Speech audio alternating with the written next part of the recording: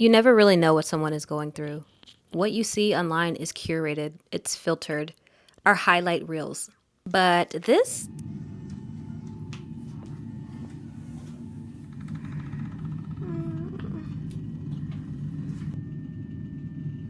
It's been a very long day. She's finally getting some peace, but still is having a great deal of pain. It's been a beast. yeah, that was me 2 weeks ago.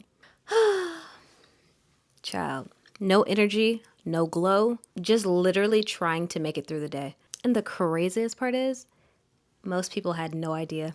Only been a few hours, but it felt like days. Only been days, but it felt like months. Been gone for a year, only know like once. Life moves fast when you do what you want. Hey guys, I'm finally back. I know, but this time it's different. And I feel as if I owe you all an explanation because I didn't just take a break. I was dealing with something that was quite literally, truly draining the life out of me, killing me. I was fighting death. So what happened is I've been suffering with feminine fibroids. And when you hear fibroids, you probably know a sister, auntie, cousin, your grandma, your mother who has suffered with them. However, I don't feel as if it gets the spotlight that it truly deserves because it truly can turn into a life-threatening problem. So much so that I developed a blood loss anemia. I truly just thought that I was suffering with anemia, and I would make content around it. I would share the supplements that I was taking for iron and chlorophyll, iron supplements, beet juice, just trying to always get my blood back up to par. So your hemoglobin is supposed to be a 12 to 15. I had been writing a cool 5 for the past year. It would maybe get up to a 7, but it was never significant or within that 12 to 15 range.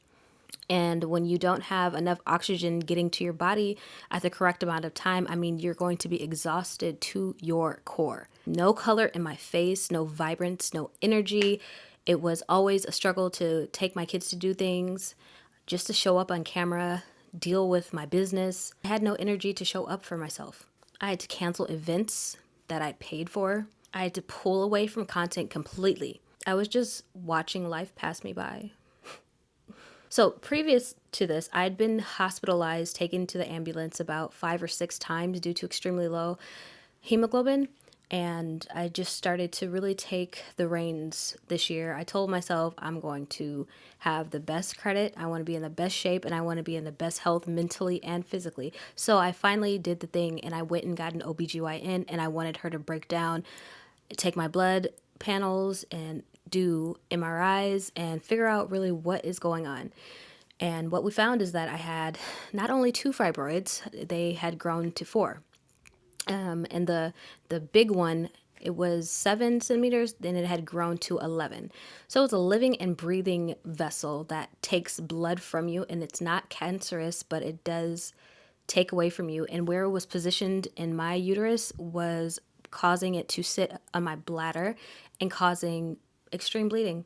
So I was always anemic and tired and cold and never wanted to do anything. I was extremely on edge. It was just a very uncomfortable situation.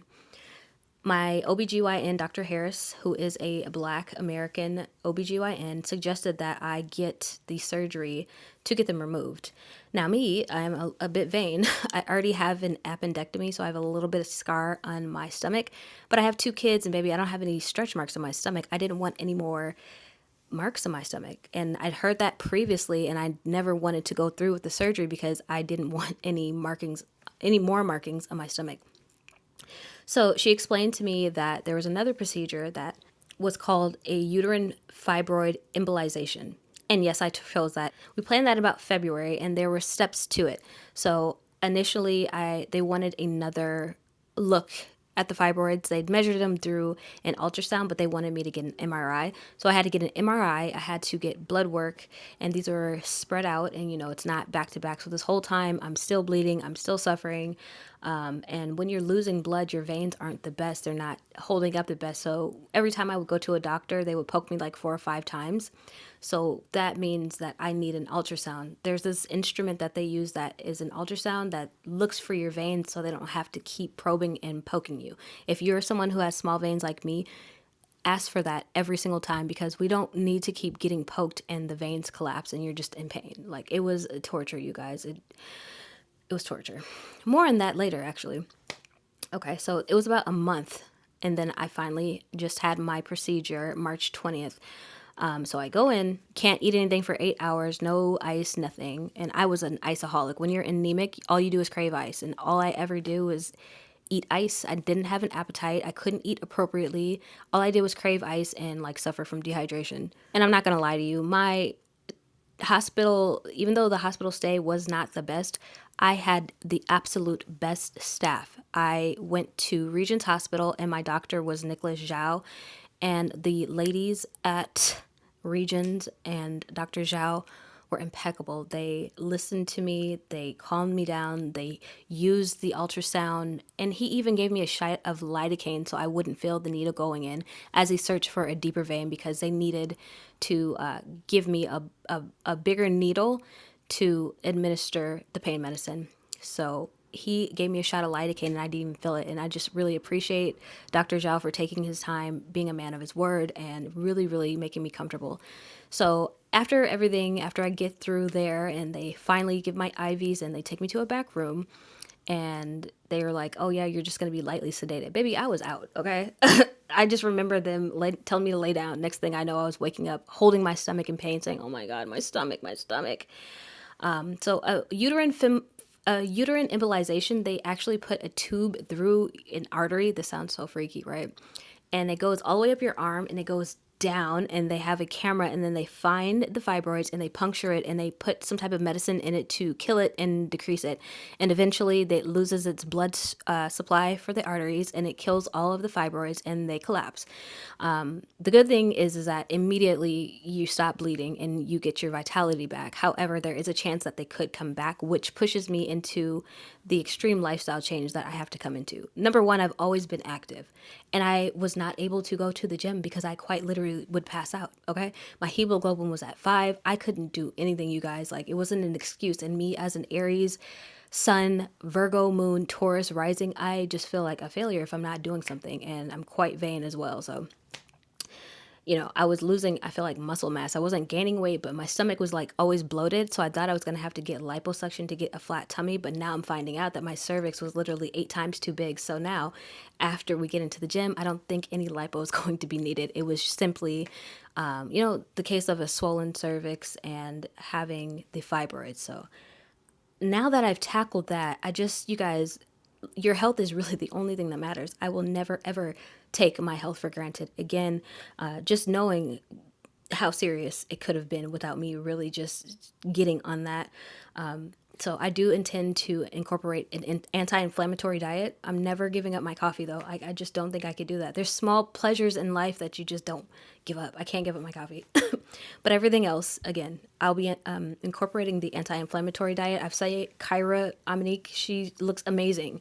Her skin, her body. And for me, I don't want the fibroids to come back because if they do come back, I'm probably going to have to get the surgery and get them cut out.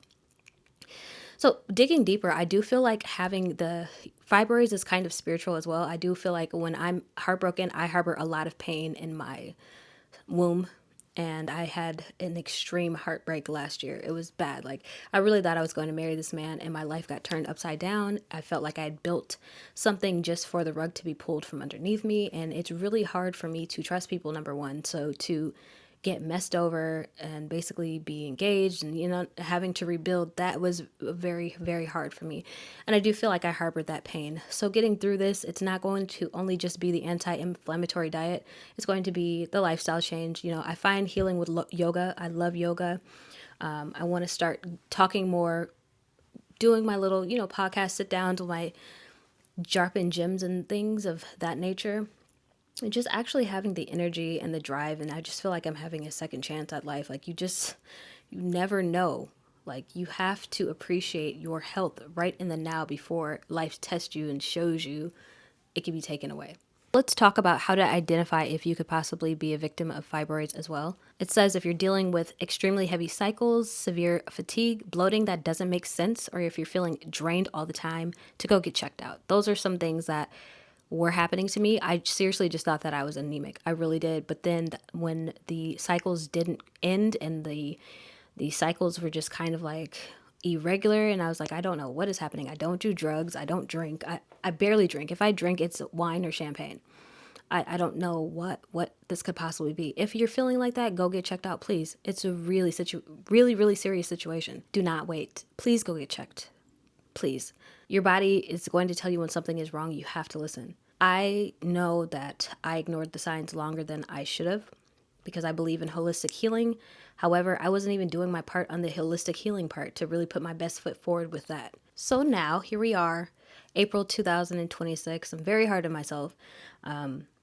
And I do feel like every season, there's a reason for everything. I'm in a rebuilding season now. I have to get back into the algorithm. I have to get back into my content journey. I have to rebuild my body, regain my strength fully. We'll be focusing on the anti-inflammatory diet, recipes, things of that nature, new supplements, getting back into the gym, and my healing process with everything. So that's why I'm showing up like how I am now, just fresh-faced, because after a while there, I was starting to look so pale and like dead. And I just appreciate the life that has been breathed back into me. By the time you're watching this, I'll probably be outside again celebrating life, okay? I'm trying to get back into traveling, back into motion, back living due to all of the terrible atrocities that I've been experiencing for the past year. And with that being said, we are back on schedule, so expect every Sunday, every Tuesday, every Thursday for me to show up and give you guys a vlog, lifestyle, business, credit. Let me know what you want to see. I am such a nerd. I have found out so much about contract and consumer law, and girl, there's so much going on up here. I can't wait to get it out.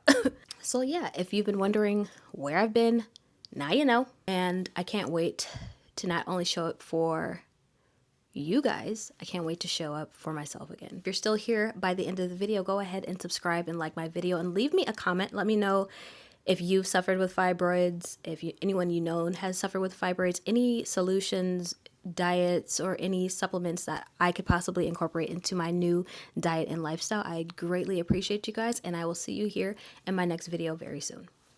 Bye.